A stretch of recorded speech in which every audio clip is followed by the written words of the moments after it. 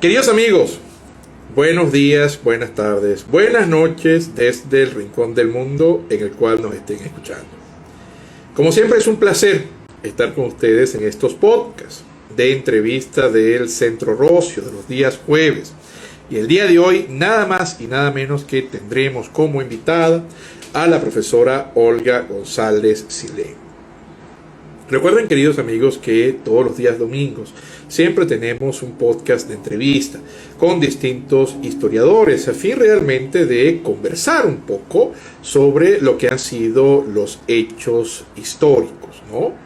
Dependiendo incluso del país, también tenemos invitados extranjeros. Y los días domingo, por su parte, tenemos el podcast Valores Venezolanos, en el cual estamos siempre hablando con ustedes sobre algún tema que hayan elegido. Ya por aquí está Olga, vamos a hacer entonces esta entrevista.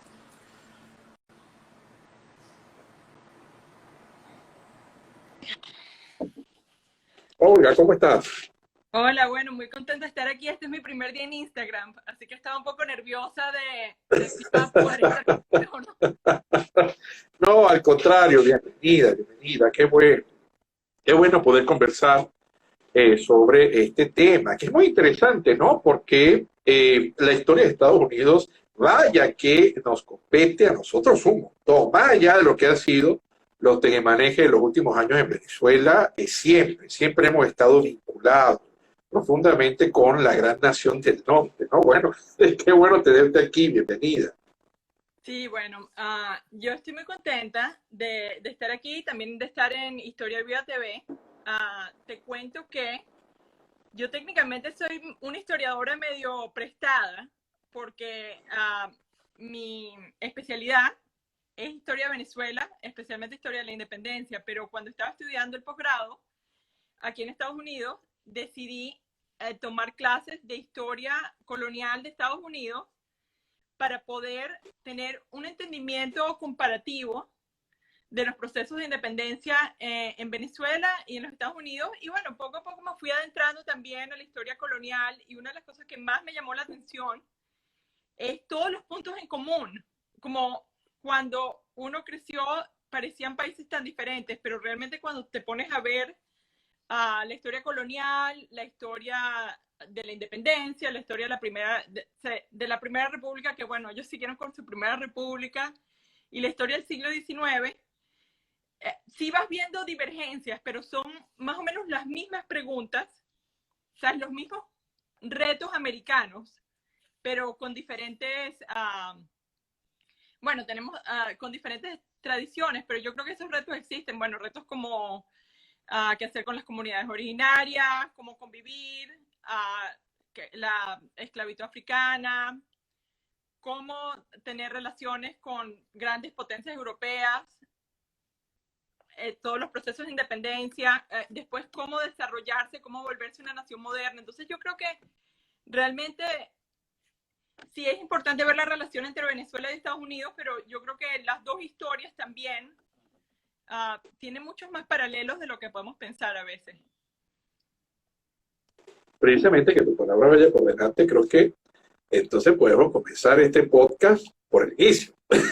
Vamos por allá al Sí. inicio de lo que conocemos como estos primeros pininos y de los habitantes allá en Estados Unidos, ¿no? Entiendo que se tiene un registro, o de alguna manera, de lo que fueron los primeros habitantes o los habitantes precolombinos, por decirlo de alguna manera. ¿Puedes comentarnos un poco de esto?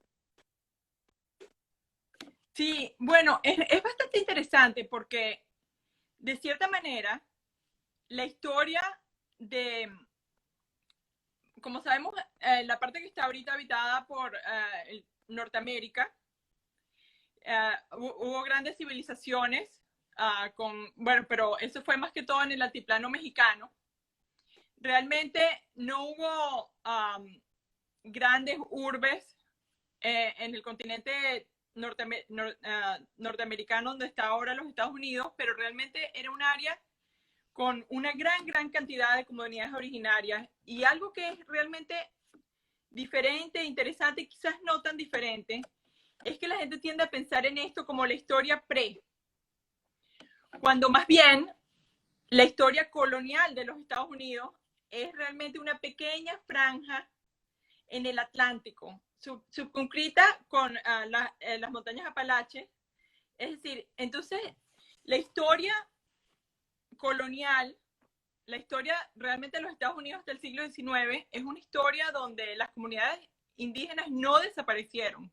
Sufrieron procesos, obviamente, yo lo pensaría también como fueron o empujados más allá, por ejemplo, no es sino hasta la llamada Guerra del Rey Felipe en 1670 que los británicos, los europeos viviendo en la costa este, logran realmente control del territorio, pero las comunidades indígenas se reagrupan y se alían con los franceses detrás de las montañas Apalaches y realmente mantienen la línea, ¿sabes? No hay colonización hacia el centro de lo que hoy sería el centro del país, ni el oeste, porque mantienen la línea hasta 1763.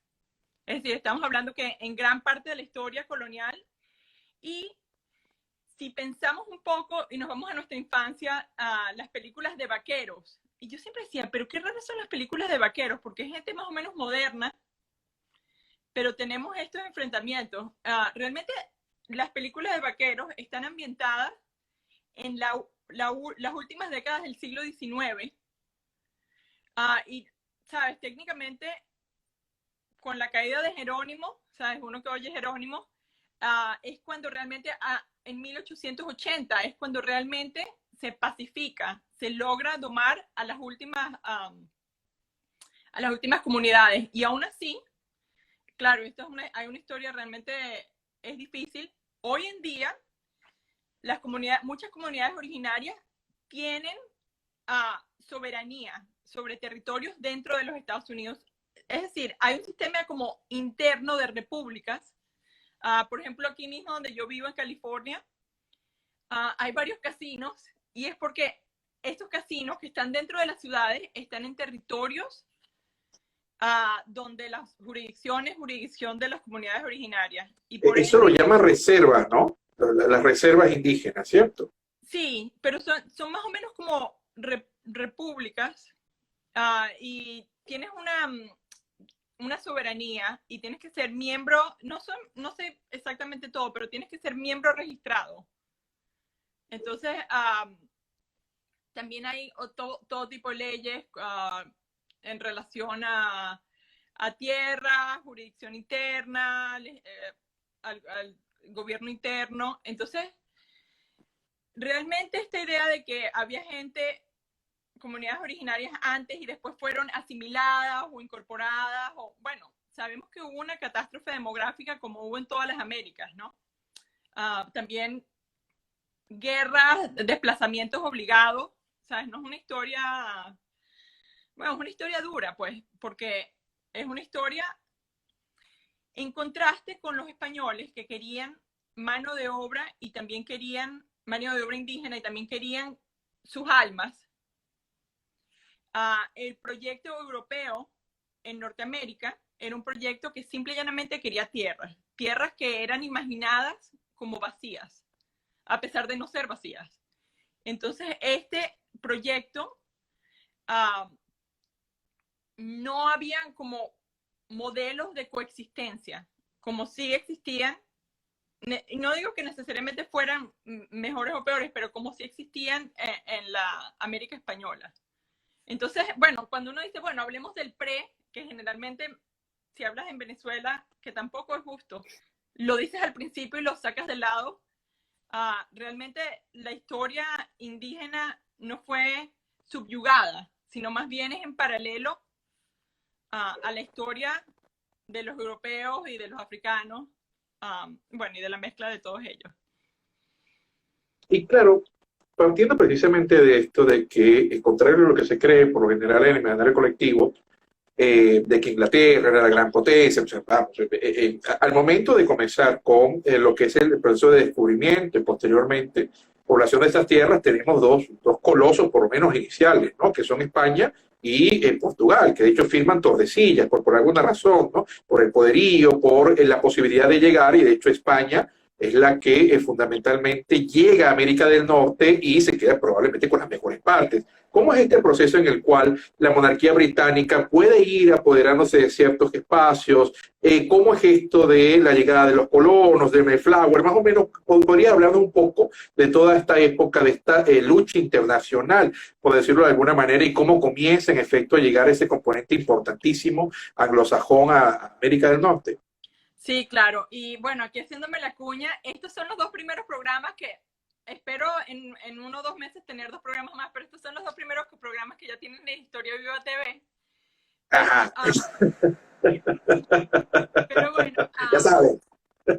Ya saben, a ver Historia Viva TV. Pero no, lo que yo te iba a decir es, sí, es interesante. De cierta manera, la franja del Atlántico, donde empiezan los primeros asentamientos británicos, es una tierra que nadie quiere. Realmente es algo que hay tantas otras mejores oportunidades en términos de metales, mano de obra, en términos de recursos naturales, que de cierta manera es casi que la peor tierra, pues. Entonces también una de las cosas que yo menciono es que por eso, ya voy a hablar de las otras potencias también que estuvieron asentadas ahí, por eso realmente la historia colonial es mucho más corta, porque por ejemplo, cuando hablamos de Venezuela, dicen, 300 años ya fueron suficientes. Claro, la colonización española, ¿sabes? El dominio español de la monarquía española fue muy largo, pero en realidad, por ejemplo, aquí la tengo, en 1776, cuando se declara la República, Virginia había sido colonia 170 años, pero Pensilvania, que es, ¿sabes?, como una colonia paradigmática donde realmente se desarrolla la independencia, solo había sido colonia 100 años. Y Georgia, donde está Atlanta, muchos venezolanos por allá ahora, apenas había sido una colonia por 44 años. Entonces, entonces estamos hablando de tierras que realmente no eran tan interesantes, tampoco eran interesantes para la colonia, para la corona británica. Por ejemplo, Barbados fue la isla muchísimo más importante, ¿sabes? La economía de Barbados le daba palo a toda la economía de la costa este. Entonces, ¿qué tenemos? La corona de Inglaterra, un poco como hizo la corona española muchos años antes, dejó que la gente hiciera contratos privados de colonización. Cada una de las 13 colonias realmente es muy diferente a las otras. Eventualmente todas se volvieron reales, pero cada una tenía un objetivo diferente. Por ejemplo, los del Mayflower, en la bahía de Massachusetts, eran disidentes religiosos buscando tolerancia para ellos mismos, pero dentro de sus creencias, estricta membresía a su iglesia, por ejemplo.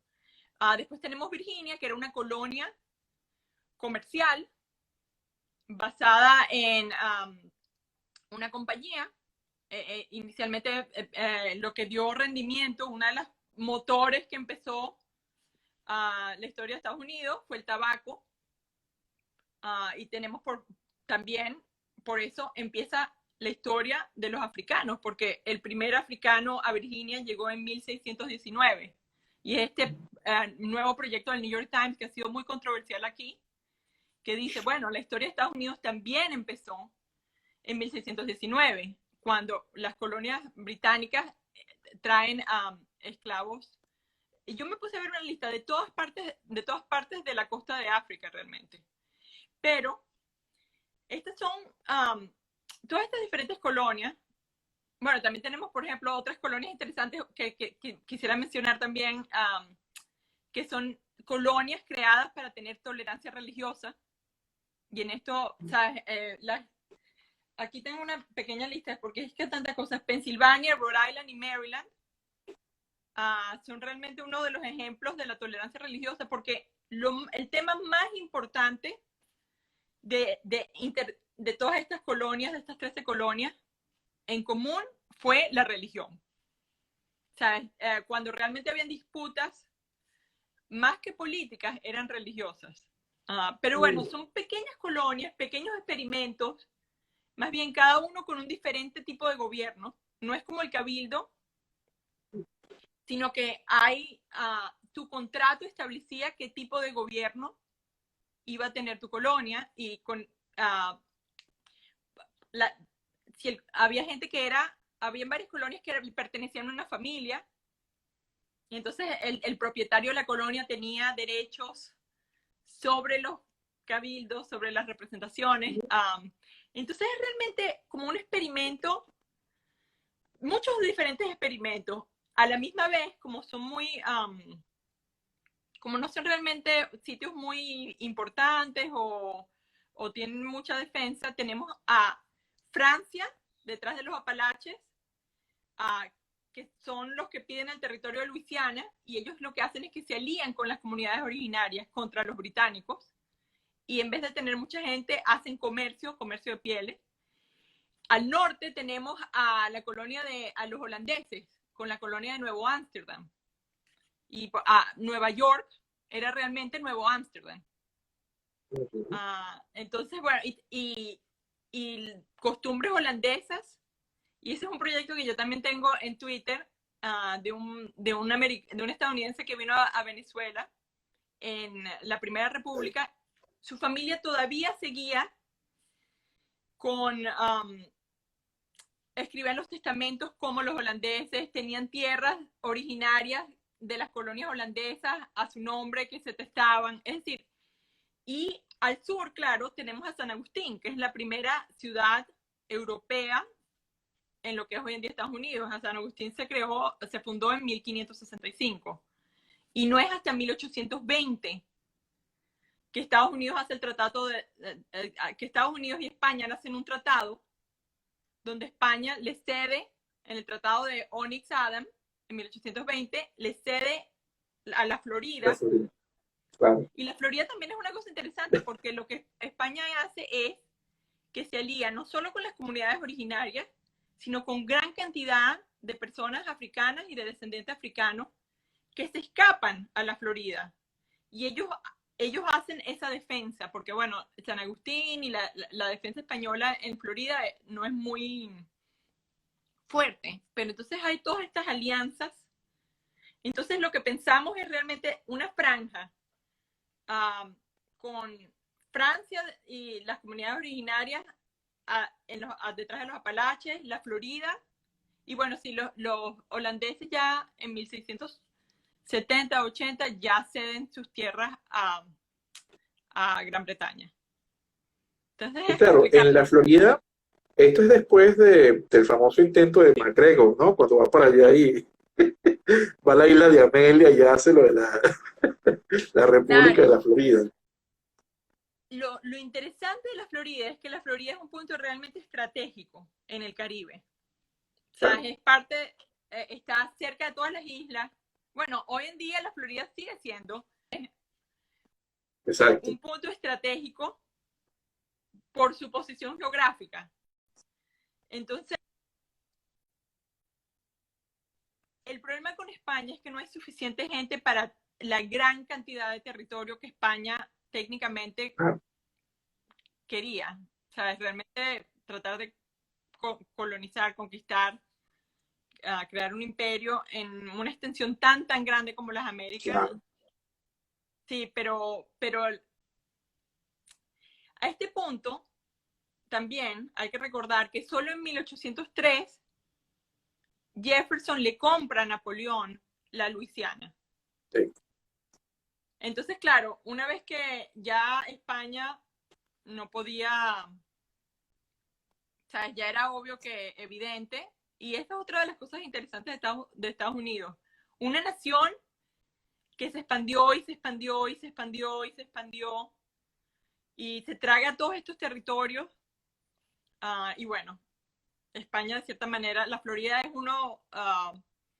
la Luisiana, la Florida, Oregon, también Alaska, Texas Y bueno, si tenemos un tiempo podemos hablar también de la guerra mexicoamericana, que es Claro, realmente... claro, claro.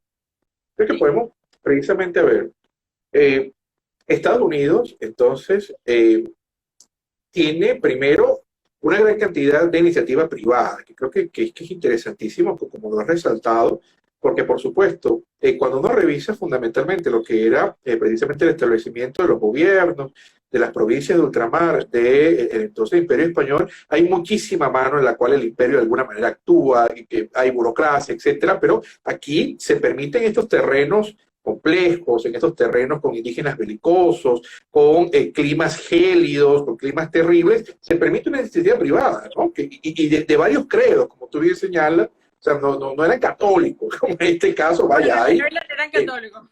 Sí. Bueno, no. ¿Sabes qué? Yo creo que también tienes que ver con esta parte de la cronología.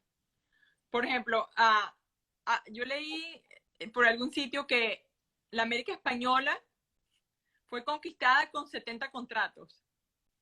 También pensamos, ¿sabes? Es decir, el uso de contratos de compañías y cada uno de los conquistadores que vino a América traía capital, caballos, armas. Es decir, esa iniciativa privada también es parte de la historia de la América española. ¿Qué pasa? En las primeras dos generaciones, la corona española uh, logra retomar el control de la familia. Por eso tenemos todas estas guerras civiles entre las familias conquistadoras en Perú y en México. Es parte de una disputa entre a qué nivel se va a permitir que la América española sea compañías privadas pagando impuestos a la corona. Y lo que termina pasando en la América española muchos años antes de esto, de que la corona británica llegara a las Américas, es que la corona aplasta a esa familia, ¿sabes? Cambia los contratos y dice solamente 2 generaciones. Y después gobierno real. Interesantemente, en esta corta trayectoria que es la historia colonial de Estados Unidos, también hay un movimiento hacia que todas las colonias se vuelvan colonias reales. Pero es un movimiento que bueno, también si tenemos en la corona de Inglaterra no le interesaba tanto este control férreo. O sea, ya era de verdad un imperio como más comercial. Entonces, también el mundo estaba cambiando. Entonces, por eso yo digo que la comparación es interesante, pero hay que tener en cuenta la cronología. Pero sí, A ver, en el momento que se declara la independencia en Estados Unidos, hay una tradición de gobierno. Una de las razones por las que se declara la independencia en Estados Unidos es porque la corona británica dice, tenemos que tener más control, nos tienen que pagar impuestos, tenemos que mandar más gente a controlar. Y, por ejemplo, ocupan Massachusetts. Entonces, sí hay como una especie, sí hay un impulso para tener mayor control real sobre las 13 colonias. Pero esto crea, de cierta manera, el movimiento, porque cuando pensamos en la independencia latinoamericana, pensamos como una explosión. Las guerras napoleónicas prendieron el polvorín. Pero cuando estudiamos la historia de la independencia en Estados Unidos, realmente estudiamos 15 años de tensiones en el cual la corona británica trata de tener mayor control con sus funcionarios, de tener mayor control sobre las finanzas. Bueno, y aquí tenemos el famoso no taxation without representation. representation, claro. Pero esto es como, de cierta manera, es un polvorín, no es un polvorín, es 15 años de esta conversación donde la corona británica dice, ¿para qué voy a tener colonias si no tengo un beneficio? Y los colonos europeos dicen, nosotros también somos británicos. No nos puedes tratar como colonias porque nosotros somos British citizens, no citizens, pero esta idea de que hay una paridad, porque han tenido tanto el tiempo el control local, es muy diferente, pero como digo, sí hay paralelos que lo hacen interesante saber las dos historias, ¿no? Y por Porque supuesto, es un mismo mundo colonial. claro, y además, al momento en el cual estas colonias comienzan a, de algún modo, a vislumbrar la independencia, también un ambiente internacional interesante, ¿no? Por lo menos había vuelto a iniciar el pacto de familia, Francia y España en contra de Inglaterra, y ellas apoyan, pero fehacientemente, ¿no? Desde primera fila, Carlos III manda tropas a que luchen contra los británicos, claro, por supuesto para recuperar territorio en Norteamérica, pero allí está el apoyo importantísimo, ¿no? Que de hecho cuando se habla siempre de que Francisco de Miranda luchó en la guerra de independencia de Estados Unidos, claro, pero con bandera española, o sea, luchando Sí, allí de parte de los españoles, ¿no? y una, una de mis mejores amigas, la historiadora María Bárbara Cepeda, acaba de publicar hace poco un artículo donde ella muestra cómo José Galvez canaliza todos estos fondos de México para la independencia de Estados Unidos. Entonces es al más alto nivel de la monarquía española asegurarse. Es interesante, pero yo creo que hay que irse un poquito más atrás, a la guerra de los 7 años, que en Estados Unidos se conoce como la guerra de los nativos y los franceses. Cuando termina la guerra de los 7 años en 1763, esto hace que lo que retenía la expansión hacia el oeste caiga. Entonces, de cierta manera, el éxito crea un serio conflicto porque abre para la explotación y para la especulación, ¿cómo se dice real estate? La especulación de terrenos. Bueno, no sé, ya a veces se me olvidan las palabras en español. Abre toda la tierra pasando los Apalaches. Entonces, los británicos la corona trata de contener a las colonias, haciendo un tratado con los indígenas que dice, los colonos no van a poder tomar sus tierras, pero la corona realmente no tiene el poder para parar, ¿sabes? El frenesis hacia el oeste. Y vemos que muchos founding fathers, muchos padres de la patria de Estados Unidos, tienen especulación en las tierras hacia el oeste. Y para adquirir esas tierras, necesitan deshacerse de la corona británica. Porque para ellos, para minimizar los costos, preferirían, ¿sabes?, no tener más guerras contra las naciones originarias. Entonces es un poco complicado, pero hay diferentes niveles. ¿Sabes? Yo no soy solo materialista, ¿sabes? No es que solamente es especulación de bienes raíces.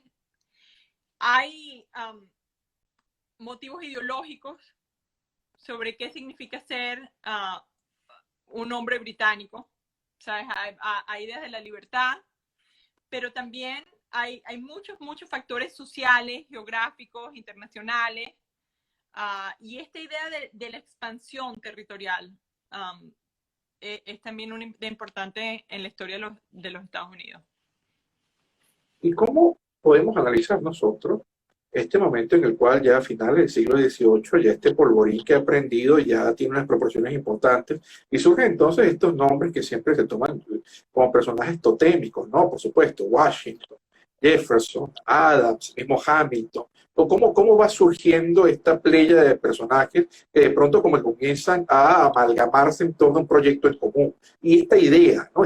Esta precisión en torno a que la Constitución debía ser un cuerpo escrito, precisamente de algún modo vulnerando una tradición británica de, más allá de ciertos acts, no tener un solo cuerpo normativo en el cual estuvieran todas las normativas supremas, ¿no? ¿Cómo va surgiendo esto? ¿Cómo estos personajes entran en escena? Bueno, muchos de estos personajes participaban de los gobiernos locales y eran parte de las familias importantes en sus diferentes colonias. Durante estos 15 años de tensiones, se empiezan a crear comités y se empiezan a crear vínculos, porque estas son colonias que realmente no tienen mucho en común. ¿Sabes? Ellos, cada una se entiende con la corona real, Pero durante este proceso hay una integración de las élites coloniales a través de las diferentes colonias. Claro, todas ellas tienen intereses muy, muy diferentes, pero hay una historia apócrifa de Benjamin Franklin que dice, si no estamos todos juntos, nos cuelgan a todos juntos. ¿Sabes? Entonces, de cierta manera, es interesante porque, por ejemplo, en Virginia, alguien como Jefferson entiende las presiones locales entre, por ejemplo, la creciente esclavitud. Las colonias de Georgia, por ejemplo, las últimas colonias que se hacen en el sur, son con gente trasplantada del Caribe. O sea, son técnicamente colonos británicos de Barbados y de islas donde la esclavitud era horripilante. O sea, los seres humanos eran tratados como desechables. Y estas son las personas que están a cargo de las nuevas colonias del sur. Entonces también tenemos la gran tensión que va a ser la esclavitud. O sea, es la gran tensión que no se va a resolver hasta la guerra de secesión. Pero esta es una tensión que también tenemos en estos 15 años. ¿Sabes? ¿Cómo compartir los intereses de las industrias que se están empezando a crear en el norte versus las colonias esclavistas, versus las colonias del medio, donde tenemos más granjeros, familias granjeras, versus la gente que quiere expandirse al oeste? Entonces, realmente es casi un milagro que todas estas colonias tan diferentes se hayan conformado un país. Pero lo que tenemos es, como hay un largo hasta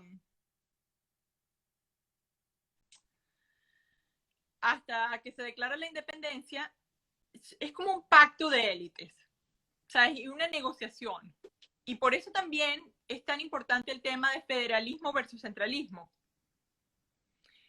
Es un tema aún importante en Estados Unidos, porque realmente el federalismo es el estado natural de colonias tan disímiles en intereses, en composición social, que es realmente algo muy importante, pero con el centralismo es de cierta manera un pacto para que todo esto no se disuelva. Entonces, bueno, estos padres de la patria realmente es interesante. A veces cuando hay tanto enfoque en ellos, se pierde todos estos otros factores, la importancia de la esclavitud, la importancia de la resistencia a la esclavitud, la importancia de la resistencia indígena, la importancia de los factores como Francia, España. Pero bueno, sí, tenemos que estos padres de la patria, de cierta manera, son los voceros de élites locales, tratando de hacer un pacto donde todas estas tensiones puedan estar juntas en un solo paquete. Y, por ejemplo, cuando se celebra, la gente dice, bueno, siempre se celebra el 4 de julio.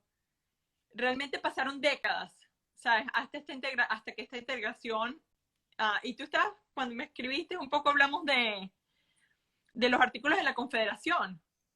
Es decir, asumimos ahora que Estados Unidos se mantuvo como un país, que la primera república de Estados Unidos funcionó, y lo asumimos solo porque funcionó, ¿sabes? Pero esto era de verdad una gran interrogante, si esto era posible. Bueno, el tema de si una república podía ser constituida de tantas personas, de tal magnitud, en una estación geográfica tan grande. Entonces, ya déjame ponerle un poco de batería a mi teléfono. Ya. Un minuto. Ya. Déjame. Ay, es increíble. Aquí mis hijos siempre se llevan todos los conectores. Ya va. Pasa. Sí, y eso que les dije, necesito tener batería. Ya. Ok, ya estoy de vuelta. Ya tengo batería. Ok.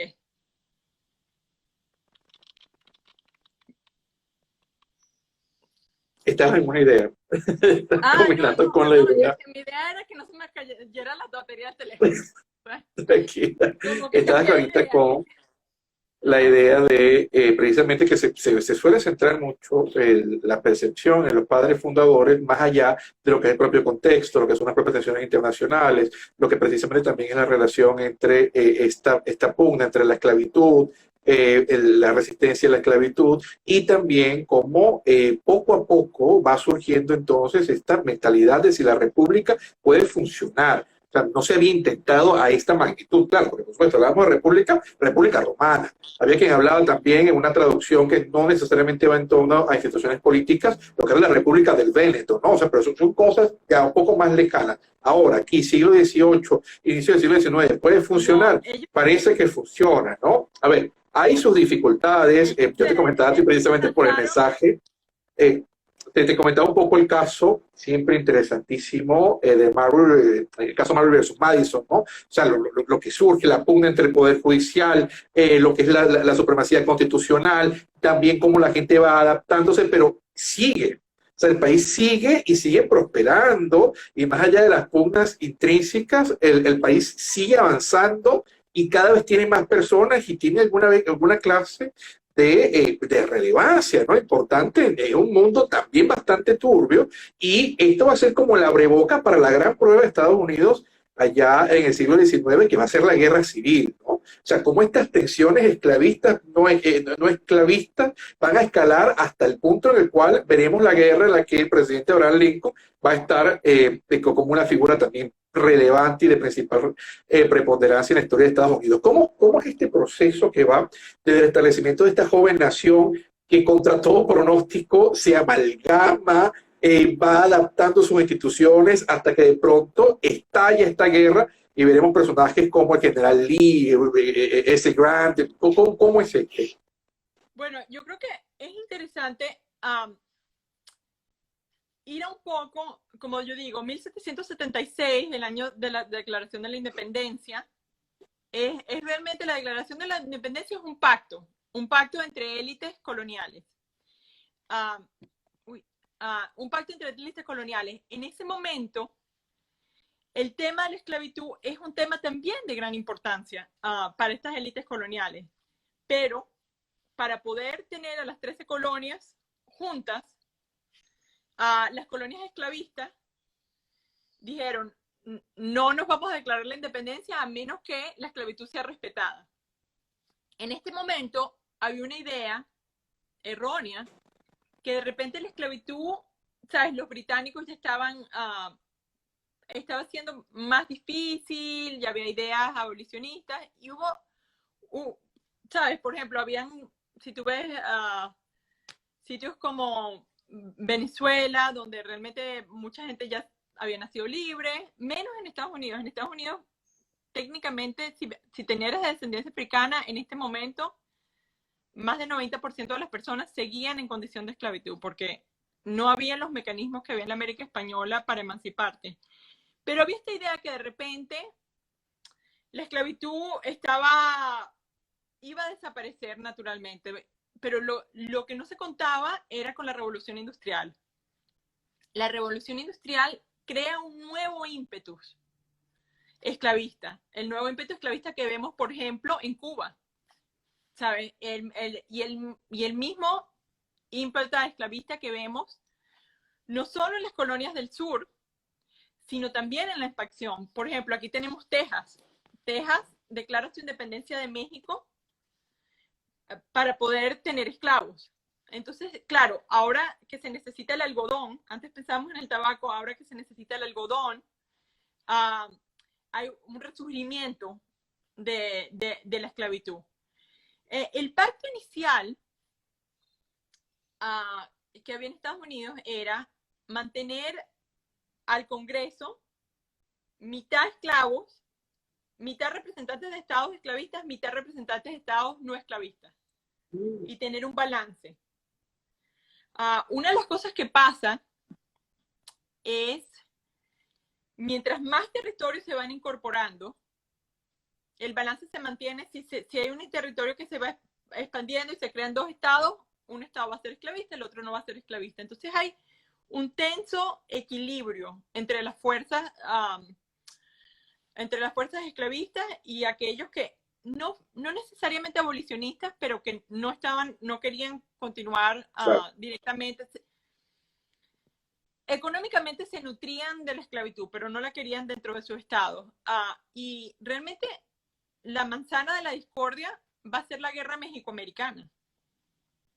Y la incorporación de Texas. Texas declara su independencia, tengo aquí un cheat sheet. Texas declara su independencia en 1835.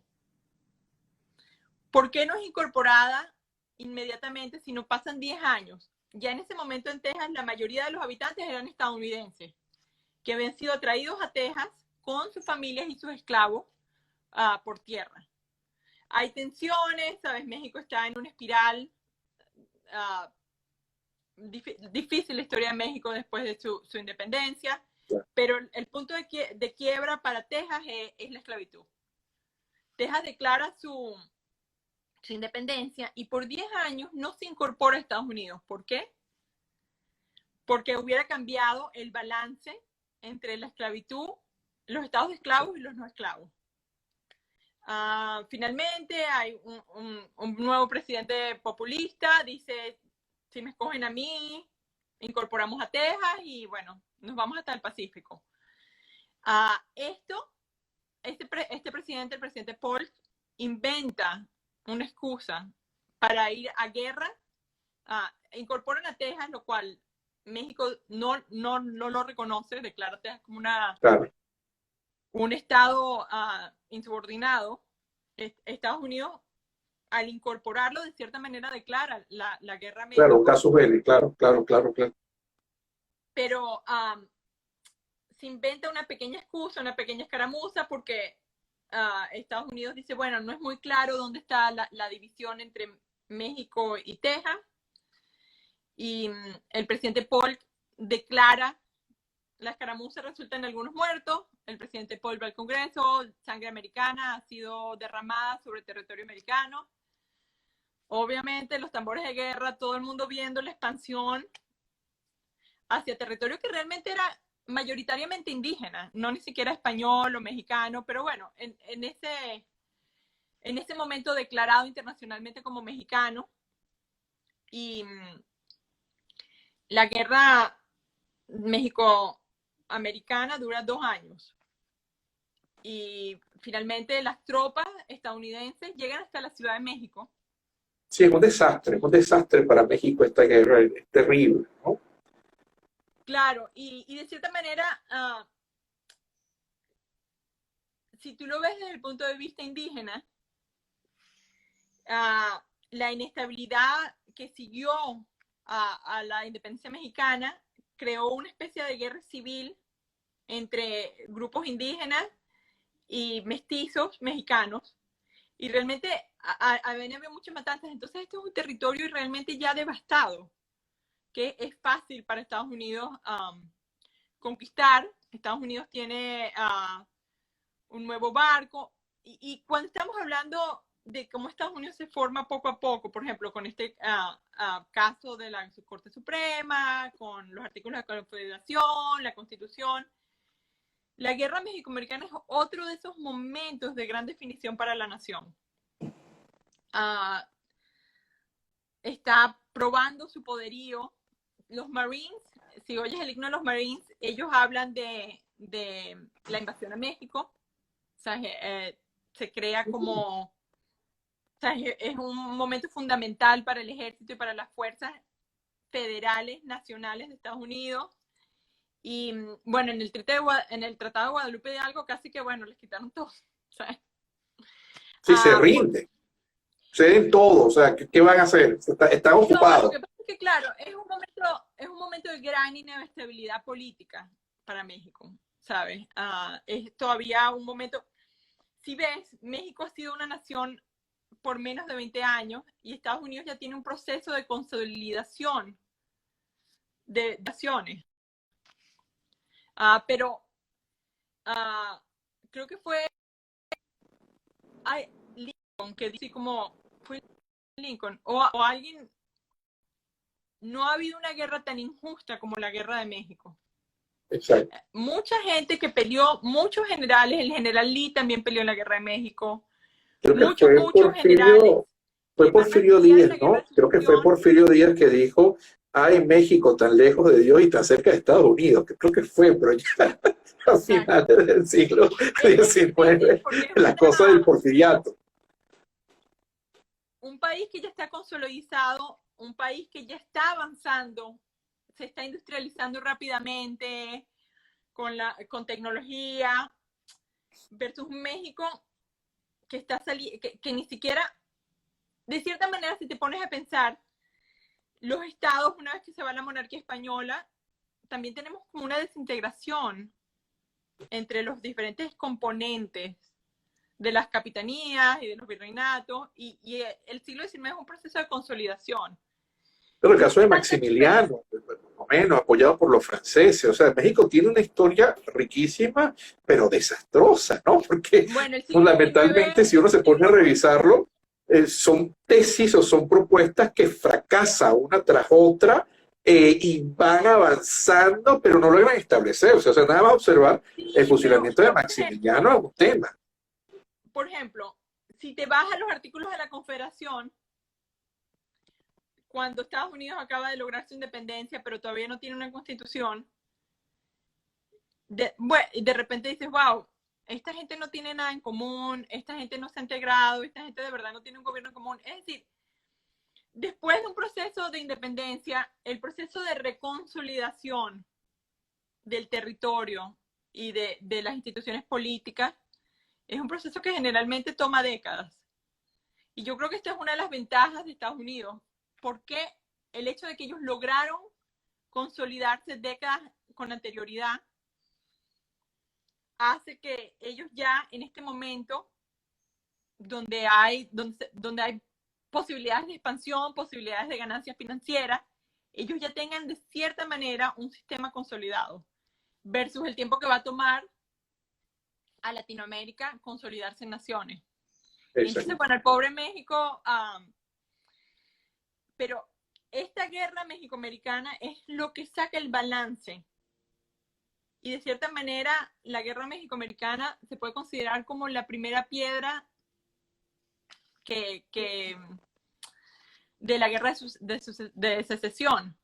Uh, entonces, es bastante complicado. Yo creo que es una historia entre el balance territorial de la esclavitud, la expansión, hasta que eventualmente el sistema no aguanta más y se tiene que dirimir en la lucha armada, que es la guerra civil. Claro, y si vamos, a ver, el norte era más avanzado, ¿no? El norte y sus industrias. Incluso se puede observar, más allá de las grandes extensiones de terreno, que el sur podría estar en minusvalía frente al norte para una campaña larga. Por algo, la idea del sur en principio, al armar esta guerra, sería hacer una campaña corta y obligarlos a negociar. Obligarlos como, bueno, mira, siéntense y veamos. Para el norte la guerra larga era mejor, ¿no? O sea, cómo estos generales pueden sentarse, cada uno de su perspectiva, Lee, Grant, y hacen esta guerra a gran escala sanguinaria, terrible, con una cantidad de bajas y una cantidad de mutilados, como hoy en día uno revisa lo que se publica y es espantoso, ¿no? Es Y horrible. además hay, por supuesto, una fractura, ¿no? Hubo 1 millón de muertos en la guerra. Wow, y hay una fractura en la sociedad norteamericana y además, al finalizar la guerra, ya prácticamente en los postrimerías, el presidente es asesinado, ¿no? A Lincoln le da un balazo en el teatro. Entonces, ¿cómo es toda esta cosa de la guerra civil? De verdad que es apasionante, ¿no? Bueno, sí, bueno, es triste un poco. O sea, se muere gran cantidad de la población, pero bueno, no sé, yo aquí pensando un poco como los locos, digo, nosotros vivimos ahora un paradigma de naciones indisolubles, pero realmente ellos estaban viviendo en un paradigma donde los territorios y las naciones estaban en evolución. Claro. Es decir, también no podemos... y sí, es interesante, de cierta manera, la riqueza del sur era significativa, porque ellos tenían la mano de obra y la materia prima. No sé, ¿sabes? Yo a veces digo que cuando uno ve la historia, la ve de atrás para adelante y de adelante para atrás. De cierta manera, cuando uno la ve de delante para atrás, ya la ves terminada. Pero bueno, ¿sabes? Ellos trataron, eran colonias muy ricas y también colonias con buenos generales. Sí, yo creo que de cierta manera el proceso de industrialización a la larga terminó siendo de repente importante. Una de las cosas que no hemos hablado, pero que a mí me llama mucho la atención, es el proceso de la modernización. Estados Unidos, las colonias británicas y las colonias españolas no eran necesariamente disímiles. O sea, si tú de repente dices el año 1780, probablemente la economía y la productividad de Estados Unidos no era tan alta como sitios como México, seguro mucho más baja. Claro. Pero es a partir del siglo XIX. Hay gente que dice, ¿por qué Latinoamérica fell behind? ¿Por qué Latinoamérica se estancó? Pero una manera de verlo no es que Latinoamérica se estancó, sino que Estados Unidos, con la modernización del vapor y de las vías de comunicación, se disparó.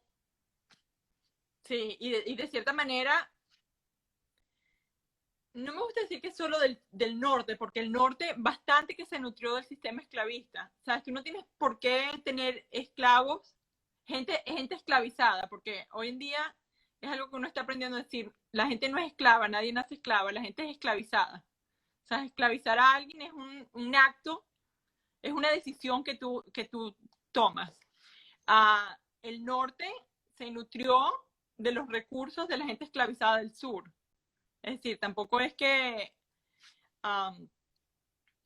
necesariamente que estaban totalmente en contra de la esclavitud. Claro. O sea, es decir, es un sistema integrado. Pero sí, la historia de Estados Unidos, aquí, cuando se enseña la historia en las universidades, se enseña en dos partes. Y la primera parte termina con la guerra de secesión. Ah, ok. Sí, es interesante. Es como, bueno, ¿sabes cuando uno tiene un pensum en la escuela? Pero lo interesante es que está la parte de la reconstrucción. Y muchas veces, a veces se mete en la parte colonial republicana y a veces se pone en la parte moderna. Y de cierta manera es un poco este hecho que hubo grandes problemas. Bueno, como veremos en la historia de los Estados Unidos, que no fueron, ¿sabes? La integración en el sur realmente no progresó y tenemos las grandes, bueno, ¿sabes? La historia es complicada, la historia de este país es impugna entre los que la escriben y impugna entre la gente que la vivió. Y si ustedes, porque nos están escuchando, quieren ver a Olga explicando exactamente esta primera etapa que hemos conversado, que tiene tantas luces y tantas sombras, y que es tan compleja y tan sabrosa de abordar, solamente tienen que ingresar a historiavivatv.com. Ustedes van a ingresar al Netflix de la historia. Yo lo decía con Tomás hace los podcasts, un Netflix, ¿no? Usted se sienta allí, usted busca, elige el plan que usted quiera, y en esta primera temporada, Olga, tú tienes exactamente la historia que hemos conversado el día de hoy, ¿verdad? Desde estos primeros atisbos de colonización hasta la guerra civil y toda su complejidad. Entonces, Olga, invita a la gente a que vaya y tú lo TV. Los primeros 2 capítulos. Dame 1 o 2 meses para los próximos 2 capítulos. Pero sí, esta es la historia. A mí me gustaría que en esta primera temporada, bueno, y la gente que me está viendo, que me conoce por, no sé si tú has oído del diario de Philip de Peyster. No. Sí, bueno, te lo tengo que mandar. Es una iniciativa que yo tengo en Twitter. Okay. donde yo encontré el diario de un comerciante estadounidense que visitó la Primera República y lo tuiteé en tiempo real por 14 meses. El día que le escribió yo tuiteaba y muy interesante, un testimonio sobre el terremoto de 1812, la caída de la República. Y que me gustaría que el cuarto capítulo fuera sobre Philip, que es parte de la historia de Venezuela. Bueno, es algo que yo he tratado de introducir a la historia y modalidades que los comerciantes estadounidenses tenían en la América Latina.